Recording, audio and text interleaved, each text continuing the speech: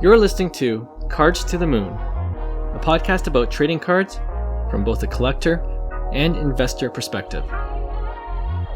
We hope you'll stick around for the ride as we take a deep dive into the state of the hobby, share some hot takes, hopefully some useful advice, and fun stories along the way. Hey guys, welcome back to Cards to the Moon. This is episode 343, and my name is Clark from 5cardguys.com. You can also find me on Instagram, on YouTube, and on Facebook at 5cardguys, all one word. Co-hosting with me as usual is Hyung, who is at Cho Hyung on Instagram and YouTube. And we'll get right into it right away because there's a lot to talk about. But off the top today, let's talk about one monster auction that will be going up on Golden later this week by the time this episode airs. And no, I'm not talking about Logan Paul's Pikachu Illustrator card, which, by the way, as of this recording, I just checked, it's at $6.3 million with the buyer's premium. Crazy. Incredible amount for a Pokemon card, essentially. Anyway, the card I'm talking about right now is not that. It's the 1909 T206 white border Honus Wagner baseball card. It's graded PSA 1. And if you watched season 3 of King of Collectibles, you would have seen the story behind this card. But if you haven't, all you have to know for this auction is that the bidding begins at $1 million. So I checked what the most recent comp is. I couldn't find an apples to apples comparison, but the one that was auctioned off by Mile High Auctions recently around in April 2025, so several months ago, that grade of the Honus Wagner was a PSA authentic, and it does say it was restored in brackets. All right, that card sold for $1.98 million in April. Wow! So we got this PSA 1 Honus Wagner that was recently discovered. What do you think it goes for? What I know do you know the print run on those, or at least what we know that's available? And also, do we know the highest graded? Ooh, that's a good question. I know I've seen a PSA 2. I'm not sure how high they go, but I would assume that those are untouchable and you don't really see them. And I would assume that it'd have to be like super low pop on these. Yeah, PSA 2, according to Card Ladder, May 24, 2021 was when it sold last for $3.66 million. Yeah, I remember that. That was 2021. Crazy. Yeah, so I mean, the market's changed even in the last 4 or 5 years. But what did you? Sorry, what was the highest grade? Do you have that information, Clark? Or the highest grade? I'm just going to check Card Ladder comps. PSA.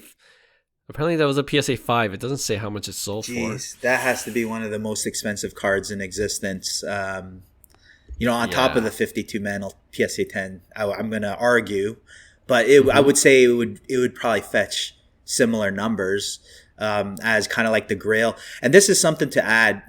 I remember when I was a kid, this was still the card, right? Like this was a card that was considered art, history. And nothing has changed. And, the value of this, 20, 30 years ago, whether it was a PSA 1, was a fraction of what, it's worth today. So just saying that, these vintage, really super vintage, rare, collectible, and maybe it's because of the whole Netflix thing, and there's just more awareness around it. Guys like Kevin O'Leary, we talked about this last week, guys that see it as art, as history, as culture, as, things that they could pass down from generation to generation. And to me, I don't think this card goes, cheaper, like definitely similar to that price point of a PSA 2. I think it's going to be trending upwards. So yeah, I think it's going to be a record-breaking sale, even though, that 2021 was probably a record-breaking sale because the market was crazy. I think, and that was a PSA 2, right? Yeah. So I would think that it has to be somewhere in between, like that number. Sure. Yeah, somewhere around there. Yeah, I mean, So anywhere from 2 to 4 million wouldn't Yeah. be a surprise to you. Yeah, that's Right? where I would see it at. Yeah, I think that's a good guess. But I love your point about this card in particular. It transcends baseball. It transcends baseball cards. It is more of artwork. It's kind of like we use this comp a lot. The Mona Lisa. None of us were there when Mona Lisa was painted, obviously. It's so long ago. But it's iconic. It's historic. It has more meaning to a lot more people, although we don't have a direct connection to it because it's in the culture. You know, why do millions of people go to the Louvre in Paris, France, to just look at essentially a very small painting of the Mona Lisa on the wall? It is crazy. It's because everyone else just knows about it. And I think when it comes to baseball cards, this is on Mount Rushmore, if not the peak of Mount Rushmore. Do you know what I mean? So For sure. So that's why you could see people might be incredulous about the price, about the value of this, but this is why.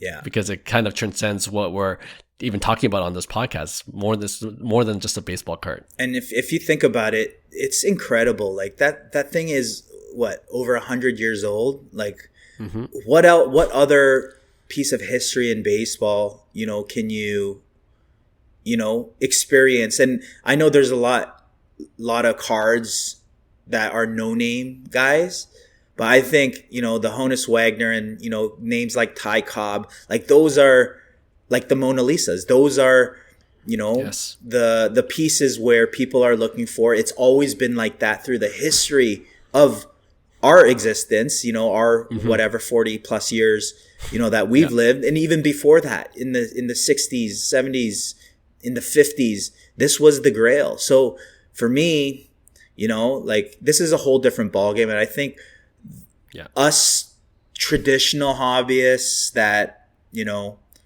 or I wouldn't say traditional hobbyists, because I feel like the traditional hobbyists understand the value of this card. I would say the people who don't understand value per se, they would always be like, no card is worth that much money. And you know what? Like that goes back to the argument of why do people buy, $3 million watches? Why do people buy art, pieces that are, like the Mona Lisa or, whatever it is? It's because they have so much value within society that it doesn't matter where your justification is. Of course you could look at and say the raw goods, the cost of the card is nowhere near millions of dollars. And we could all agree that that's not how you assign value. And that's where people are using kind of like this logic of there's no card that's worth whatever. It's like, that's the mindset that I think typically a lot of collectors don't understand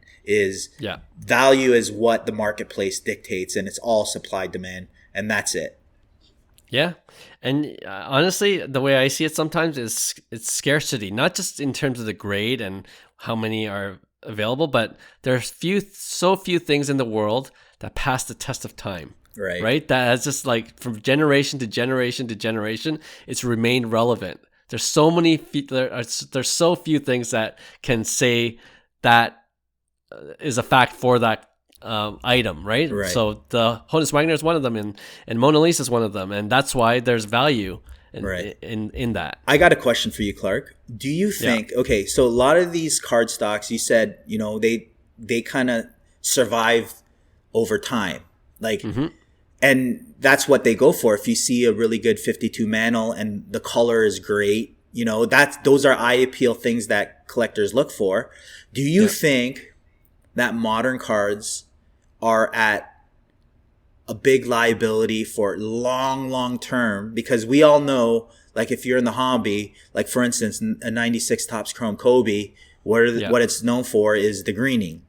Right. So does it survive over time? Do these Chrome cards survive over time? All this money that's flown into modern, do they hold up like the paper of 100-plus-year-old Honus Wagner?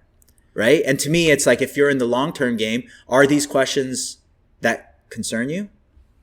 That's a good question. I don't know, to tell you the truth, but I could see a scenario if we look 100 years down the road when we're long gone and people are like, oh, this 96 Kobe, look at this vintage 1996 Kobe Topps Chrome.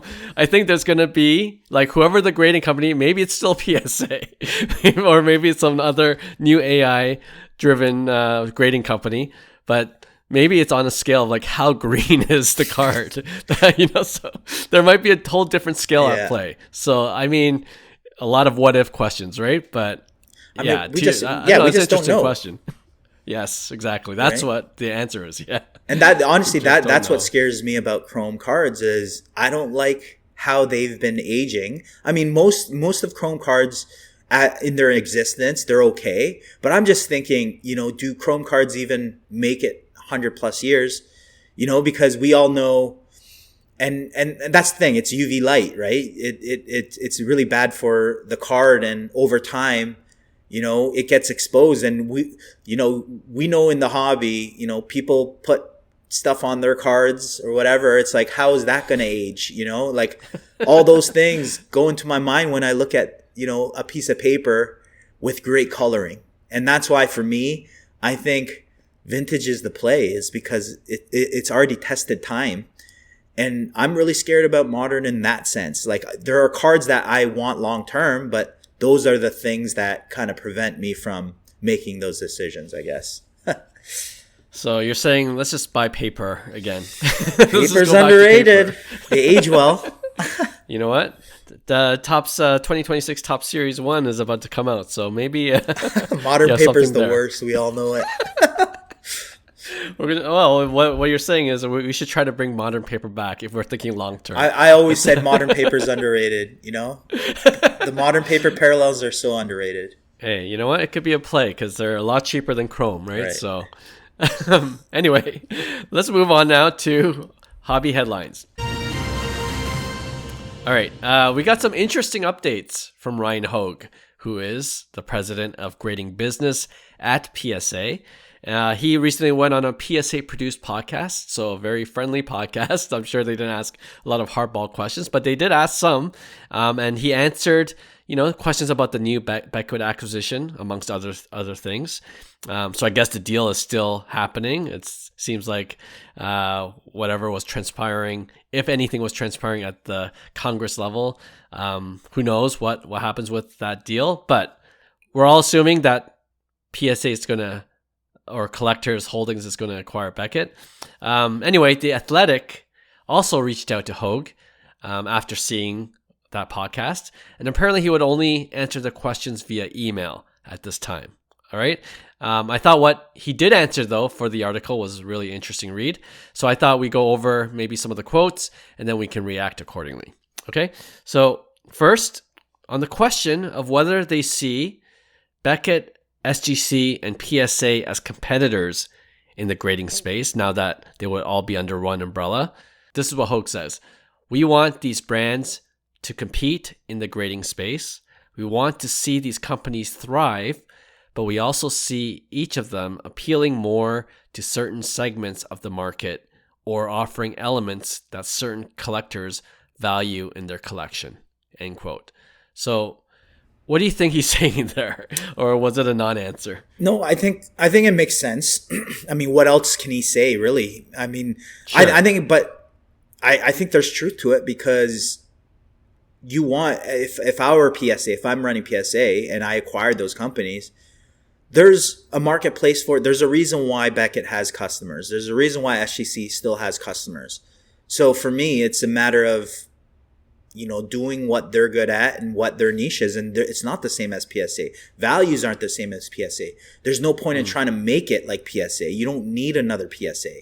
So for me, it makes logical sense, at least from a business standpoint, saying, hey, we want to keep doing what we want to do and make the market a better place. We want to service our customers better. So those are the little things that, is it ideal that the same owner is saying this based on their three brands, and it really doesn't matter because it's a controlled competition, really, right, and how they want to do it. But how was the market before?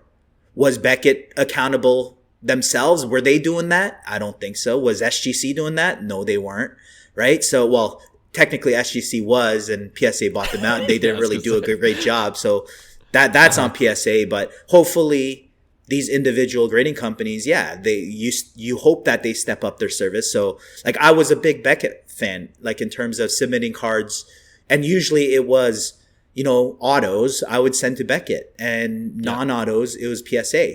So I would still like to do that, but over the last 2-3 years, I haven't. And before it was 50-50, and over the last 2 years, 100% PSA and 0% Beckett, right? So for me, they really weren't doing it from a Beckett standpoint. So what am I going to say? Am I going to be against that?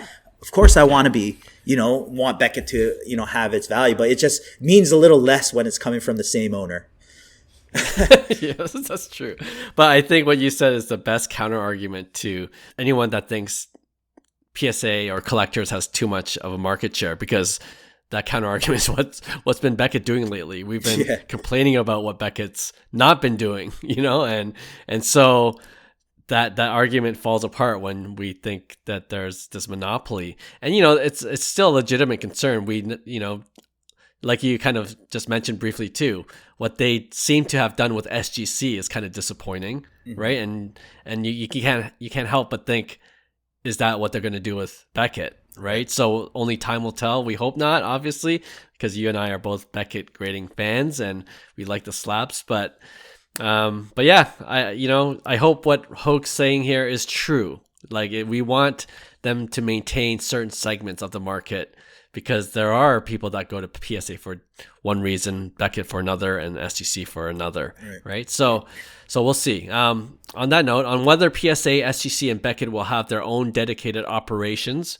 and tech teams, he did confirm that they will, but he adds, quote, "We evaluate many areas, including potential impact to customer experience and operational impact when deciding priority of projects to fund," end quote. So you could take this a couple of different ways, right? One is we'll see how things go and then we'll fund accordingly. And it seems like if you're a pessimist or if you're cynical about PSA, you can say, oh, now I know why they treated SGC the way they did. Their priority was obviously in PSA, where they're making the most money, and SGC fell by the wayside. And I'm going to come back to SGC in a bit in this segment, but they could easily say that too about Beckett when they officially take over operations. But at the same time, if they're willing to invest just to kind of get operations really up and running, because we just said Beckett wasn't doing anything, then it could be a good thing. And the best case scenario is that the brand of Beckett itself, or the sub brand now that it's under collectors, will start to thrive again, and more people will submit to Beckett. And usually that's what happens when you acquire a business, or there's a reason why you acquire it. And, maybe it's because you have resources that can totally, shoot that company valuation up. And that's what I see is, where Beckett lacked, it's something that PSA had access and resource to. So it was a no-brainer for them to kind of plug and play acquisition. They're able to implement where Beckett was struggling. They do already have a customer base that, are loyal fans. So for me, it makes sense on why that acquisition, and why Hogue would say that as well, because you don't really know what will cost you, and you don't want to commit too early to things especially in rapid growing markets where, month after month, things change so rapidly in our industry because of the evolving industry itself that you can't commit too much too early, because by, third quarter of 2026, who knows where AI is going to be, for instance. So it's things that I understand, at least. Let's say, okay, that's not really I guess a concern for me, because when you're running a business, that's what happens. Is you have to look at it in the overall lens and say, okay, am I committing X amount of dollars? And I think time cycles are too much to commit to even 6 months to a year right now in terms of, future vision, sure, what you have to do. Of course, there are immediate needs like, okay, Beckett already has, a customer base. They lack, infrastructure internally. We have that internal infrastructure, plug and play. We could make X amount of dollars within that span. Once we get that going, that's where it's like, okay, where do we want to spend our money to grow what, what the brand's all about. That's the way I see it, at least. Sure. Maybe it's not, but yeah. Yeah. And it kind of, it goes back to what you were saying, that because it's owned by the same company, it means a little less, because that's where ideally you wanted another company to take over Beckett, because that extra competitive factor might be the motivator to do a better job. But, Right. If you're under the same umbrella, you try certain things, you invest a certain amount of money and it doesn't work out, then you're more likely to just pull the plug. Right.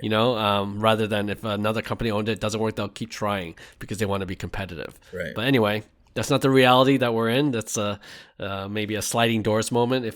What if Fanatics bought out Beckett? We could do that scenario one day in another future episode. But I did mention that I would come back to SGC, and Hogue does say something about it. He says, quote, "We're expanding the facility. We're taking an additional office space. We're adding personnel. We're adding technology. We really like the focus of the SGC brand and where they're really doubling down on vintage." We talked about this in previous episodes. We said, yes, we did, and it's no different than Beckett. What if I told you what would one of Beckett's greatest assets be? We'd all agree, Black Label. Yep. Right. So it's the same thing. What would you say is SGC's value in the marketplace? It would be vintage, credibility, and vintage. And we've said this. It's like, there are massive proof of concept sales that have already happened in SGC slabs for the past 20, 30 years.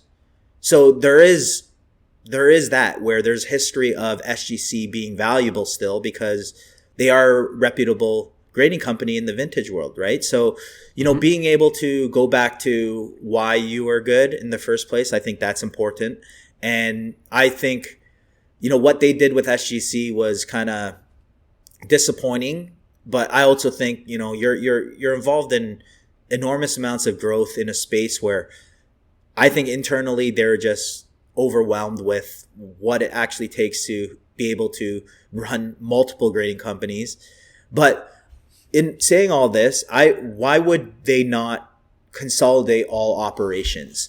And because the way I see it is, if they're acquiring all three companies, the way you become most profitable is consolidating internally and running it as kind of like, you run three companies with one operations rather than three separate companies that, your margins are way thinner at that point. So I could see consolidation internally happening with collectors in the future. Ooh, I don't know if people want to hear that, but well, you own all three, then it to makes me it's business like sense. It makes business sense. Yeah. Whether you have separate offices, in different places still, I think operationally it could run under one umbrella. Sure.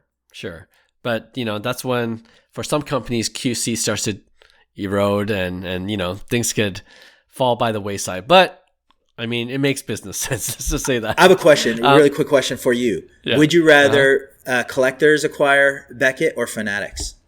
Like, would there be a more issue that Fanatics went into an ecosystem of, now they control kind of like every single arm of an ecosystem, versus a grading company owning the whole space?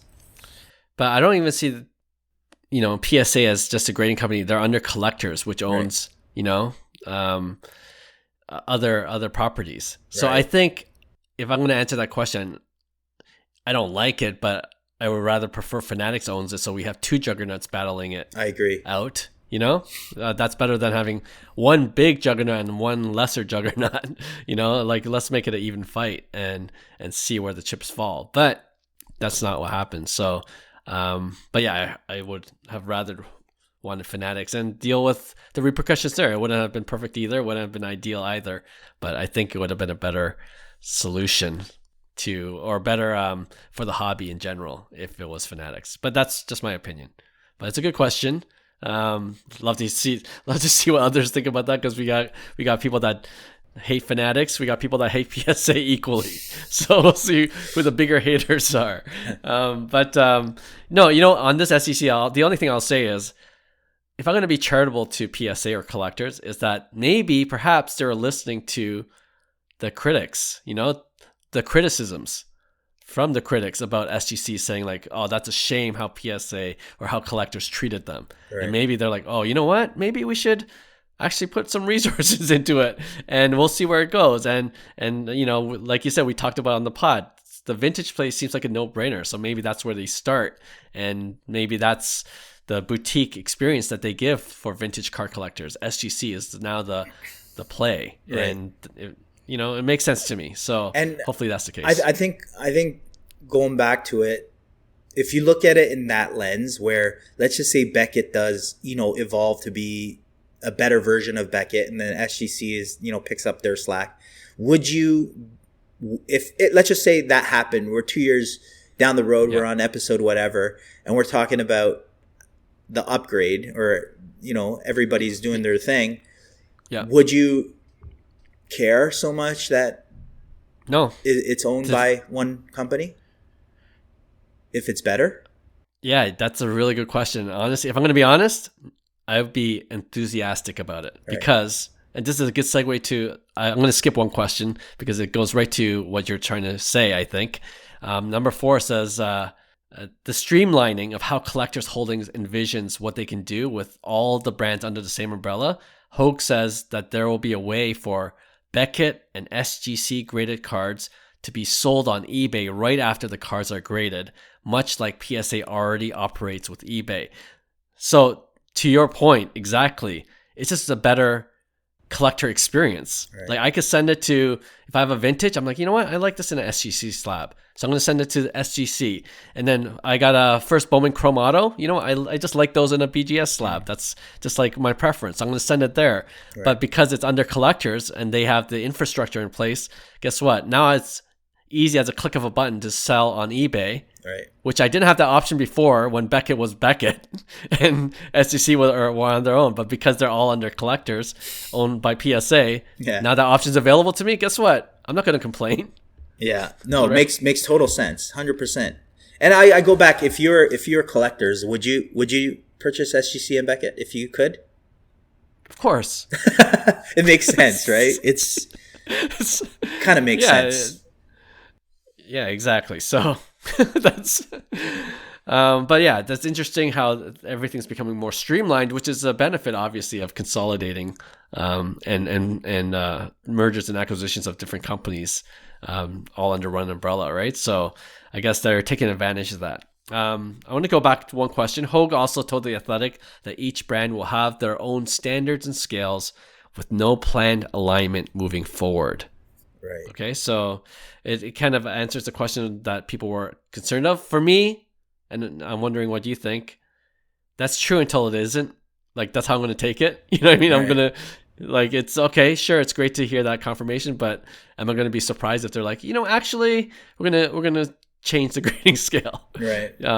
It's going to be whatever makes the most sense in business. It always goes back to whatever the best business decision is for the company, right? Yeah, and we won't know that until, you know, things come into play and the market demands, right? It could change. It's exactly. Not, you know, even 3 years ago, the market's totally different. Companies run different. And that's why it goes back to that first point where you don't want to allocate anything too early. I'm learning that even, you know, as we build, you know, our brands personally, like so much can happen within a month that totally changes the trajectory of, you know, the future. And we're in the same place in the card market where the landscape is changing so quickly. And, you know, if you look at it, it makes sense. I'm okay with it because I'm just wanting the hobby to get better. I want to send my cards to BGS.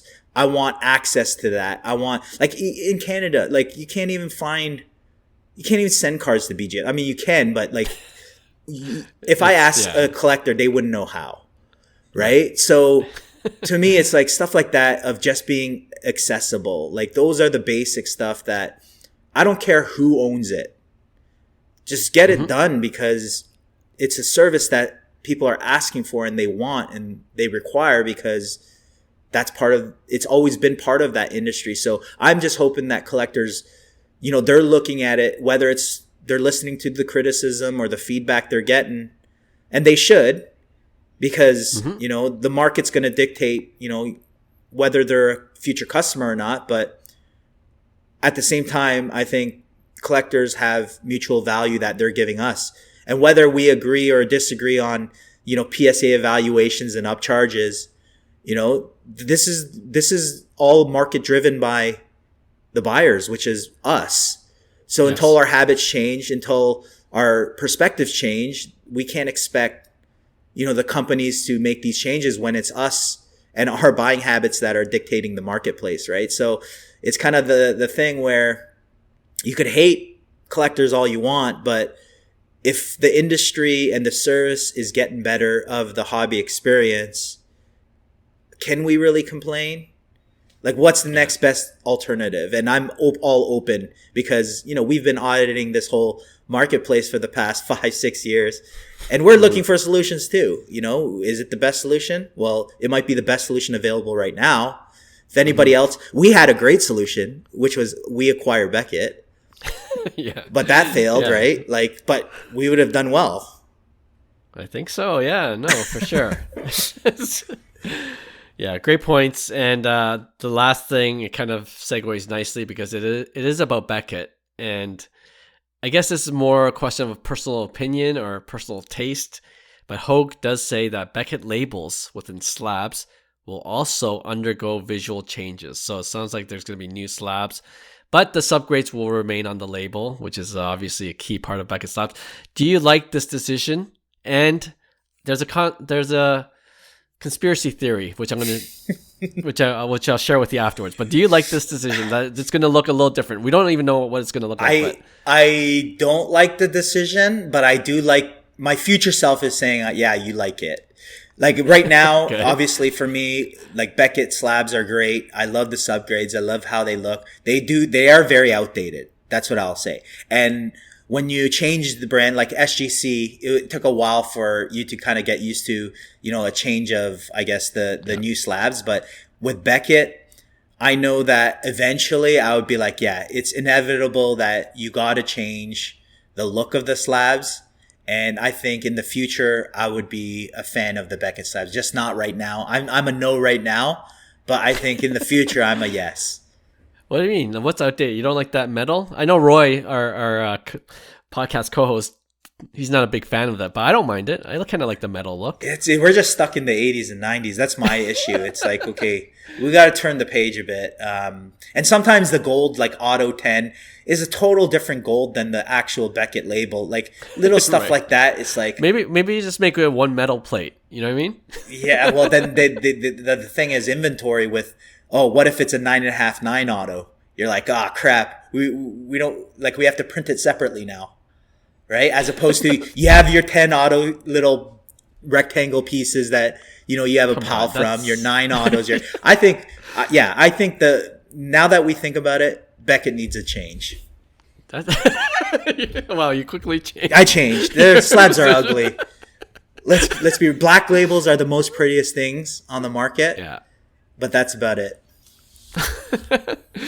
Okay, here's the conspiracy theory because I just saw from Boston Card Hunter who let's go. Who's railing against PSA these days, but he's like, if I was PSA and I wanted to, I'm paraphrasing, but yeah.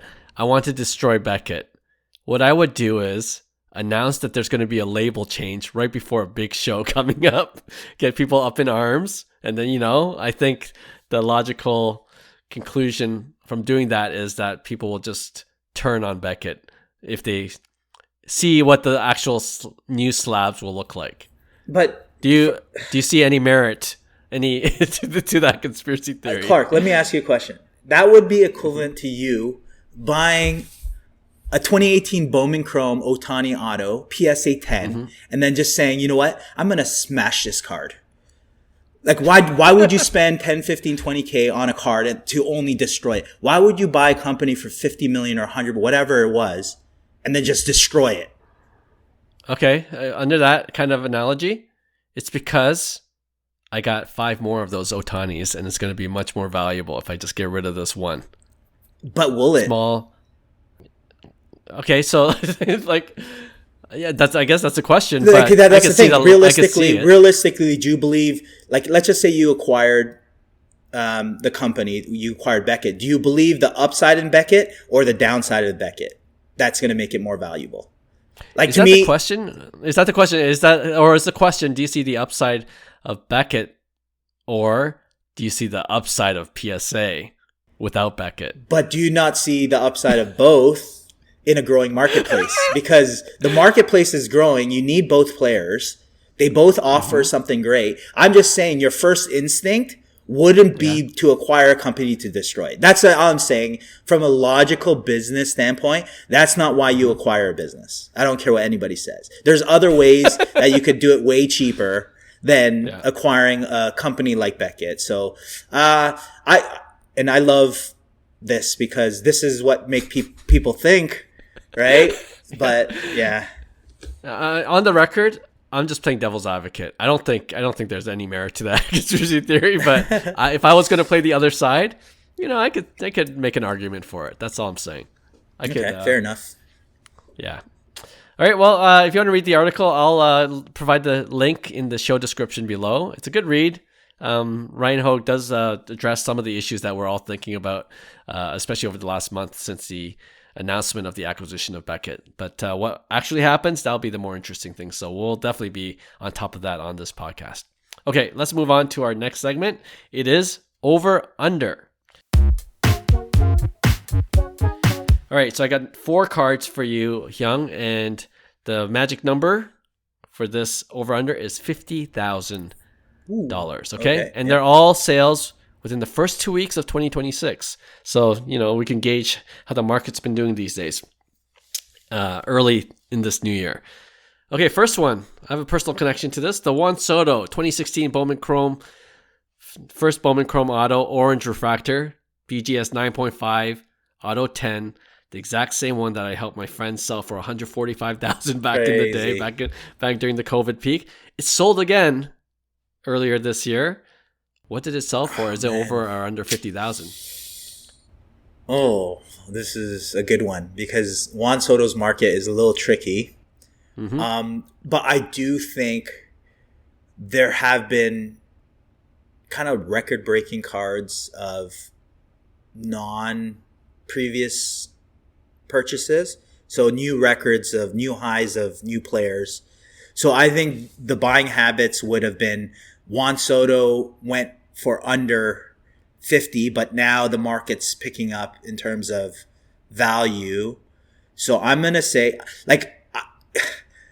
it could be like just under 50 and they got a steal in my opinion, but I'm going to say it's over. I'm going to say it's over because the market is picking up. I would say like 55 or something. Yeah.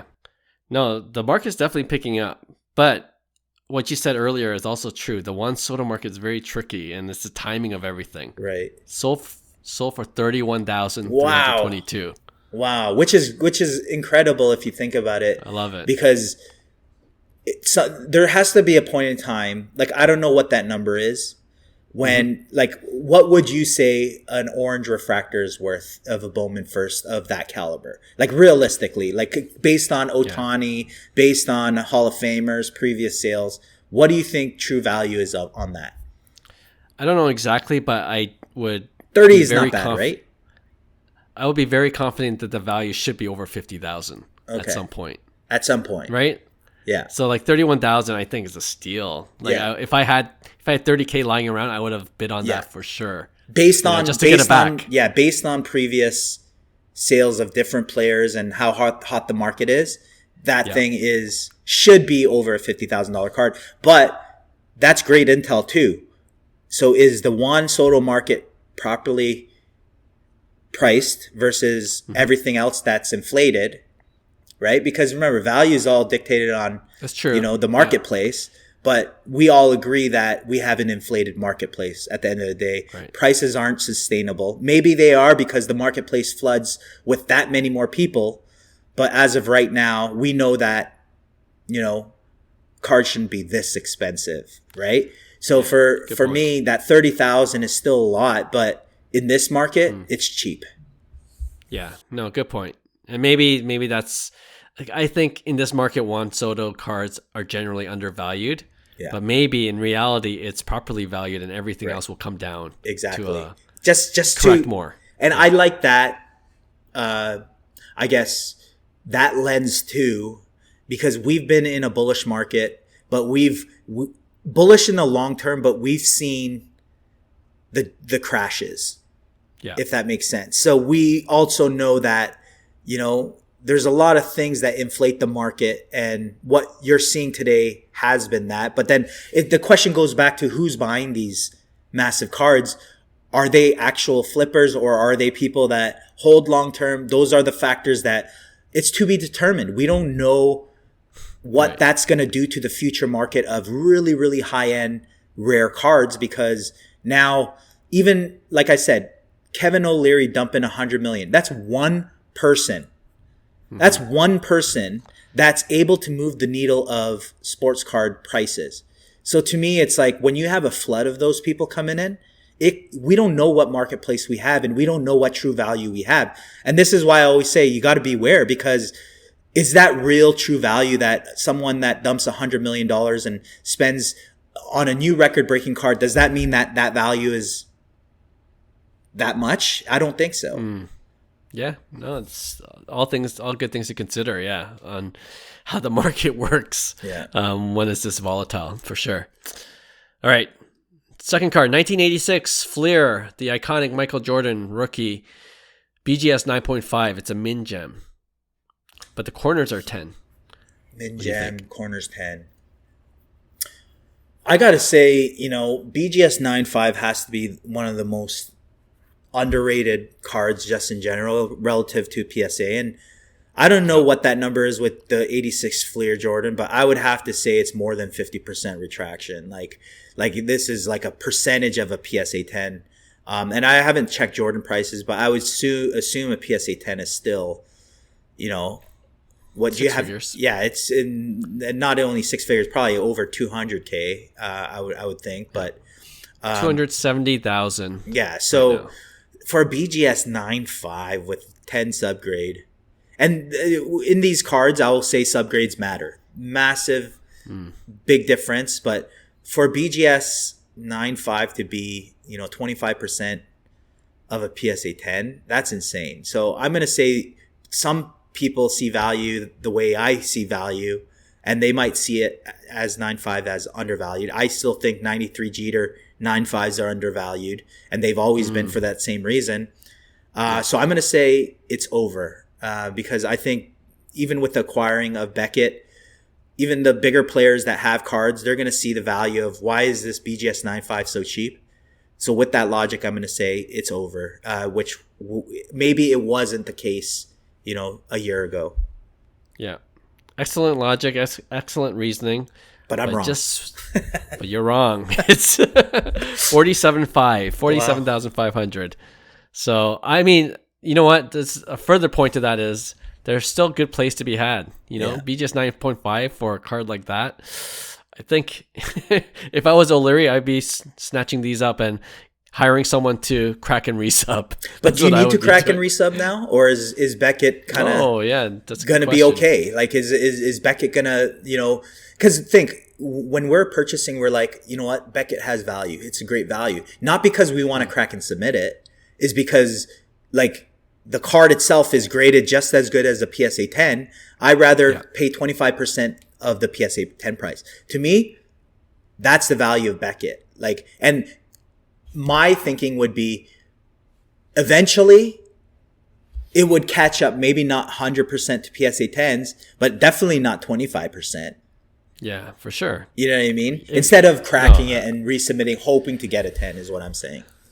Absolutely. I think that is a real possibility that people will actually start to see the card instead of the grade. They're like, you know what? This looks almost exactly like a PSA 10 Michael Jordan 1986 Fleer. And yet the price differentials. And in some cases, it might be in better condition because we all know we've seen some shady PSA 10s. We got to start using our eyes, people. Okay? Yes. And hey, Clark, quickly. I still remember I sold an Otani PSA 10 rainbow foil for super cheap because I looked at that PSA 10. This would not pass for a PSA 5 with a mangled corner. So I had a really tough time with that because I'm at a card show and I'm like, I know that there's a massive corner, but it's in a PSA 10 slab. To some people, that doesn't matter. To me, it matters. There's no way I'm paying full pop for that card knowing that that corner is mangled. So it's like, to your point, you got to check your slabs, man. You got to check the cards. You got to check the cards. You have to. You have to. There's our word of advice for this episode. All right. Okay, we're going to go more modern, very modern. 2025 Topps flagship, Real One foil fractor. It's basketball. Con Knuppel. Seems like he's going to be the rookie of the year this year, not Cooper Flag, but his rookie auto, 1 of 1. It's not, it's raw, CGC certified authentic. You know, they put those in those slabs, but yeah, for the possible rookie of the year this year, his foil fractor 1 of 1 rookie auto, over under 50,000. I will first say Knuppel is unbelievable. He's doing things that, you know, he's in the same conversation, not saying that he's as good as Steph Curry, but like we're talking, he's putting up threes at a rate where we've never seen before. And I love his game. So I could see the hype of new Topps flagship releasing, big money in the basketball arena. We've seen prices with Cooper Flag, you know, insane prices. Is it worth it? Absolutely not. Is a foil factor 1 of 1, you know, Real One auto of Con Knuppel worth 50 grand? Probably not. Did it sell for over 50 grand? Probably. So I'm going to say yes. Bang on, 57,600. Crazy. So that's the market we're in. But like with a grain of salt, it's like, I don't know who purchased that. I don't know if it's institutional money. Like, because those are 1 of 1s that maybe you will never see surface again. And, you know, Con Knuppel becomes, you know, a superstar. That thing is locked up. The upside is there. The upside is there. The upside's definitely there. It's just current market value. You sometimes have to overpay, especially. And that's what I've noticed the trend. Like pre-COVID, 2019, when I was buying high-end stuff, there really wasn't any competition. You know, it's whatever the price was, but there wasn't. And if you're buying a 1 of 1, it's what the price was. And sometimes you're okay with overpaying, but usually you don't have to overpay. In today's market, you got to overpay for something like that. There's no way you're going to get a steal on that where it's like, yo, I got a good deal on a 1 of 1, you know, Cooper Flag. Well, no chance, because those are at the auctions at Golden, because people already know how ridiculously overpriced they are. So, but you know what? That speaks to the growth of the hobby too, right? There's just more buyers. There's more buyers for sure. Higher end cards. And then that's the scary part is like people use FOMO to, you know, justify purchases, but there's only 1 of them. So that's where is the true value really there. Right? Because be careful. Yeah, because buying habits become important of why people buy it. And then that's where we see it with Wemby's, we see it with even Luka's, where, you know, markets crash, right? Because they're not sustainable with how many trades. When I say trades, not physical trades, but just selling cards back and forth, how many transactions occur, you know, on a daily basis, right? So for me, it's like, that's why the super high end, you know, 1 of 1, it's great if you have it.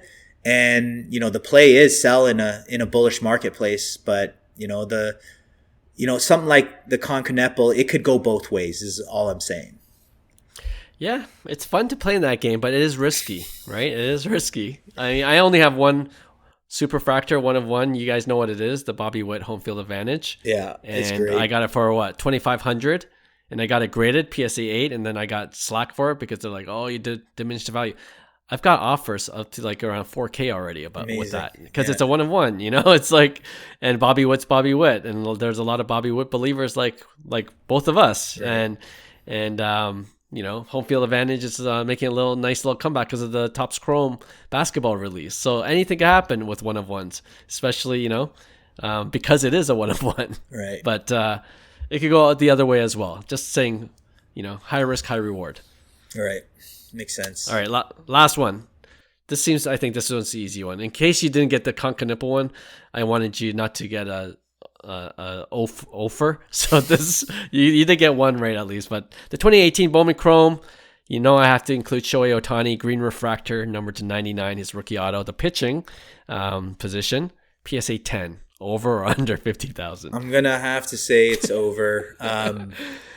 I think a lot of the colors follow. So, obviously red, orange, gold, like those are untouchable. Those are grail colors, your true colors. And then eventually there's such a big difference between a number to 25, a number to 50, then a number to 99.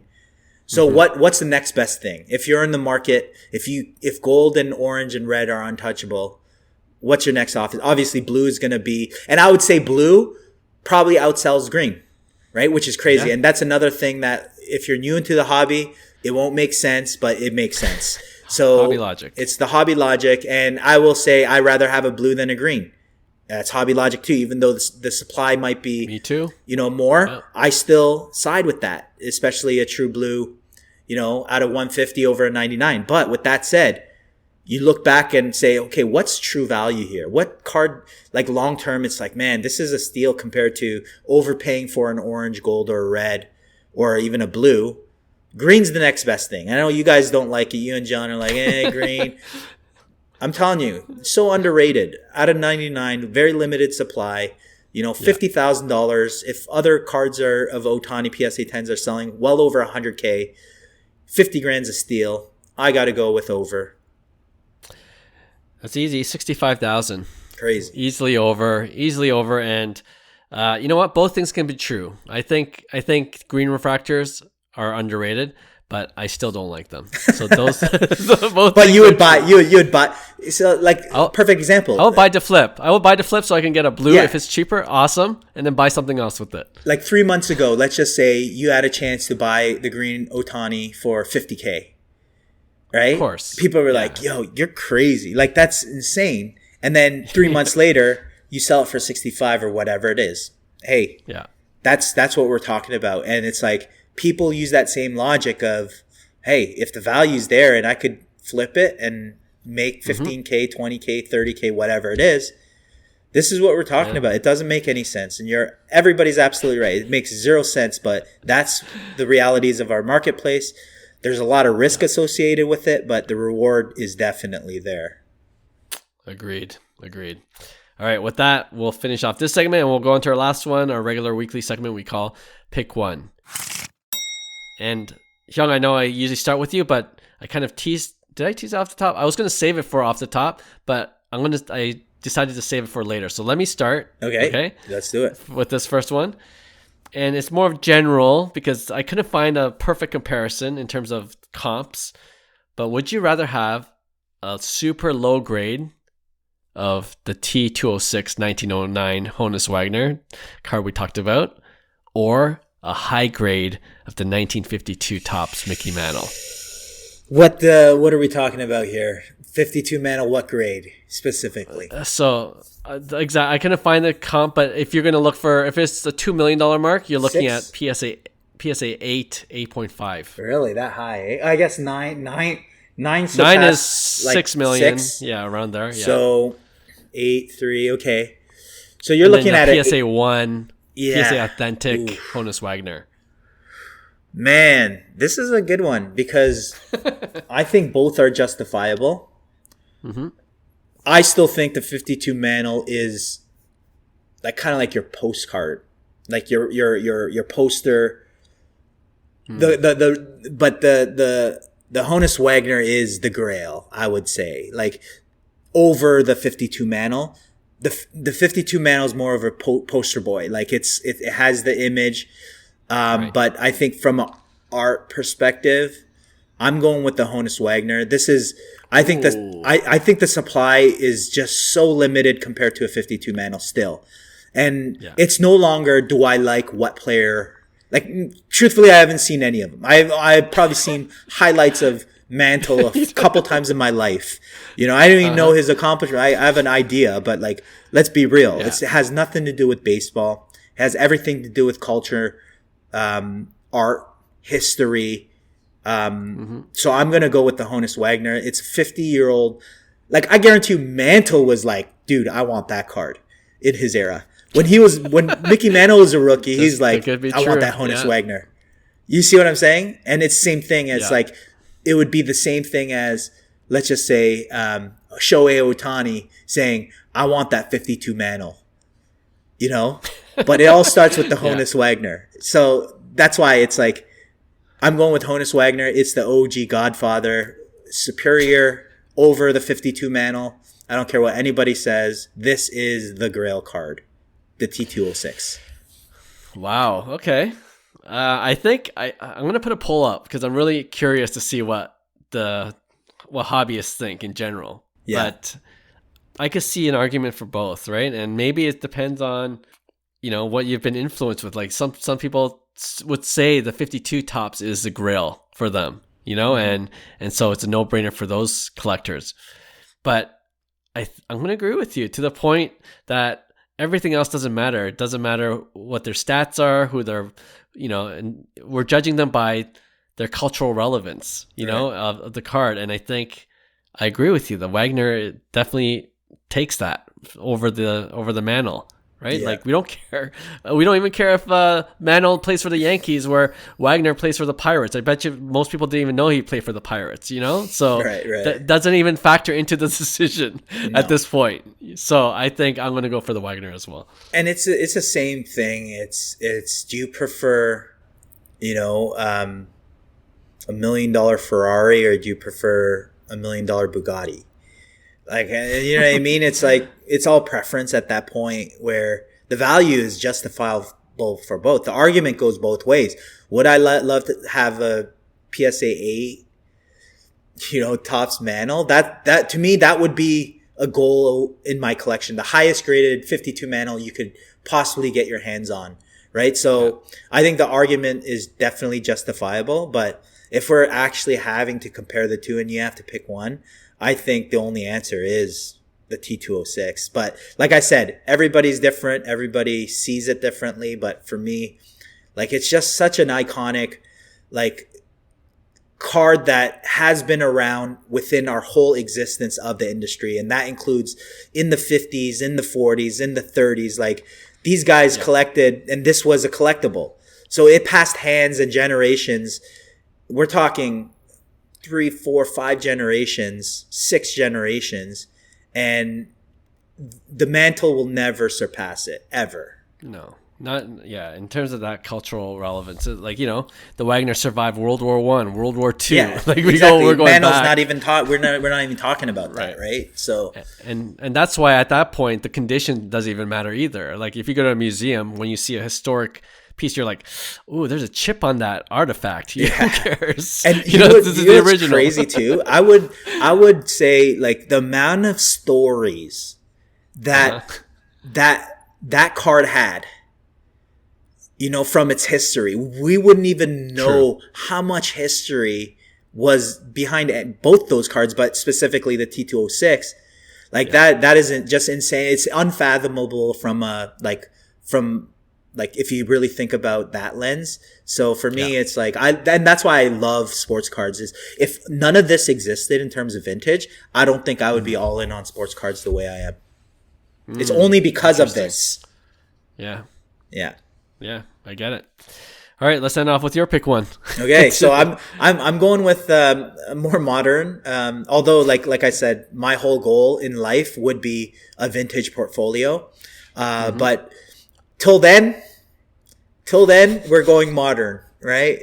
Because we all love modern. It's more fun. It's more relevant.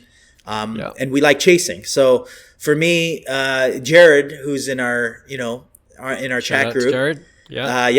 This guy's, people would know him on Pristine Break because, he loves to break. But Jared had an interesting trade that, on Veriswap that I thought would be a great pick one, because at first I agreed with all you guys, but I don't know if I agree right now in terms of would I do this trade. So he had, I guess it was 2024 Bowman Chrome First of Connor Griffin, who's the number one prospect of baseball right now. And if you don't know Connor Griffin, I'm telling you, this guy's the real deal. Like I would say, and this is my sales pitch, I guess, to you, because to you, I know your answer, but I'm trying to sell Connor Griffin. I'm telling you, this guy is the real deal. He is 6'4". I don't think he's a shortstop. He's listed as a shortstop / outfielder, future outfielder, whether it's center field or right field. This guy can hit. This guy can hit bombs. This guy could run like the wind. We're talking 70, 80 speed. Yeah. Right? 70, 80 arm. He could play defense. He could hit. He could hit for power. True 5-tool, 6'4", 230-pound body. And the number one prospect. I'm just saying, pricing can go bonkers for stuff like this. And that's the only reason why I would justify. So on one side, it's the refractor Bowman Chrome First auto of Connor Griffin, PSA 10. Okay? Both, I would say, valued at $2,000 US, somewhere around there. Yeah. Versus the Mike Trout 2011 Topps Update. It's Diamond Anniversary, BGS 9.5. Is it True Gem?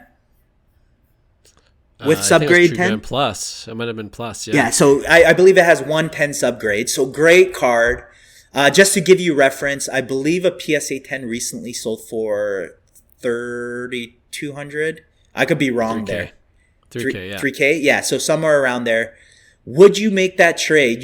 I know your answer because you're all in on Trout, but I just want to make you think about this for a reason. You got to remember, number one prospect coming up. So he's probably going to make his big league debut either this year or next year. So that might be a factor, right?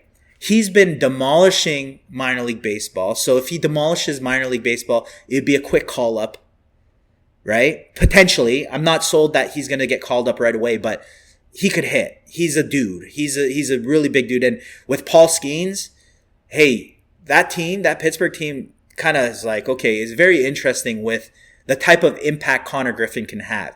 And it being $2,000, is it overpriced right now? Probably. Can I see that going to $5,000? Yeah. That's my only justification.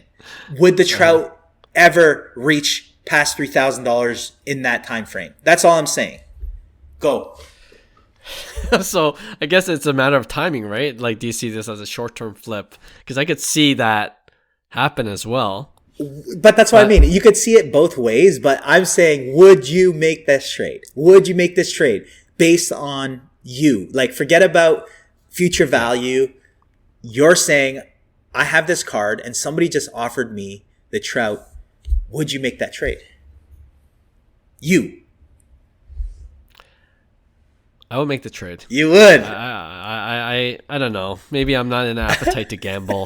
It would be gambling. That's why I would hold on to Connor Griffin and just wait till he gets called up, and then that's when you sell. But I don't know. It's like we're kind of talking about it earlier. The volatility of the market, it's so unpredictable. It could go either way, right? Like, and it's numbered to 499, but there are higher refractor. I could see if we're talking about Connor Griffin Gold or something even higher than the refractor. Like, there's even more volatility there, and maybe the risk is worth taking because of the upside there. But with 499, I mean, do I want to maybe make an extra grand? Like, or is it going to go down like Jackson Holiday? The 499. There wasn't. Well, but what if the play is you get the extra $1,000, in the spring bump, and then you purchase a PSA 10 Trout. That's true. It's okay. I'm sticking with Trout. I'm just gonna makes sense. I think you know what? I'm just gonna take that BGS 9.5 Min True Gem Plus. You're not cracking it. You're not cracking it. I'm cracking it. Oh, you're crazy. No, crazy. okay. I'm not cracking. I'm not cracking it, but I'd rather crack it than hold on to the Connor Griffin and see Really? if there's going to be a bump during spring training. Interesting. See, I think everybody, including myself, I said, do the deal. And then as I thought about it, I thought about it. I'm like, wait a minute. I've been in these situations before, and I've done those deals, and it usually doesn't net me out. I end up selling both anyways. Right. So to me, my whole thing shifted to Connor Griffin. Okay, that's interesting. Because I truly believe that his boom could be that card's maybe 3-4K, maybe 5K. If I've seen stupidity before in this hobby, I'm going to say stupidity is going to happen again. So 4 or 5K is very reasonable if the stars align for a number one prospect. And to me, it's like, is it worth that much? I'm not talking about that. I'm saying, would I make that trade right now based on where Jared got that offer? And at first, it was no brainer. Trout, that's staying in my PC. What a great card. But then I switched up. I guess it depends on just like your confidence in that prospect, because we've seen number one prospects have this kind of hype before and it doesn't work out all the time, right? Right. So I guess you knowing more about Connor Griffin, I just checked him up and he's 19 years old for one. He's a real deal, right? He's a real deal. And I'm like, damn, I didn't look like that when I was 19. I looked, it's like I was a scrawny kid, and this guy does not look 19, but yeah, he looks like a big kid. But all right. I'd be excited to have a Connor Griffin rookie auto. Let's say that. And maybe that's the case too. It's like Jared maybe pulled that, graded it, and got that value where, what, it's a great time to trade. So that's another way to look at it, where you're cashed out, you keep the Trout, you're in that Trout for $300 or $400, you're happy. Right. So there's that too, where if you're looking at that, if you pay $2,000, that's a different story too. So I think it's so subjective depending on everybody's situation and their habits and what they expect. But I just wanted to kind of prove a point that, I know what the logic is. It's definitely the Trout. Like, let's be real. Yeah. But I could see the play on the Connor Griffin where it's an easy flip, right? Maybe I'll put this one up on the poll as well. It'll be a good, It'll be good to see what other people say. But Jared, once you hear this episode, let us know what you did. Interested to see if you changed your mind at all. All right, another great episode. Thanks for tuning in, guys. We'll have a brand new episode for you guys next week. Talk to you then. Bye. Hey, thanks for listening to Cards to the Moon. We'd really appreciate you subscribing to our podcast wherever you listen to your podcasts. And you can also connect with each of us on Instagram at 5cardguys, or you can follow Hyung at Integrity Sports Cards, or John at TradeU at Recess. You can also check us out at 5cardguys.com. Thanks again, and hope to connect soon.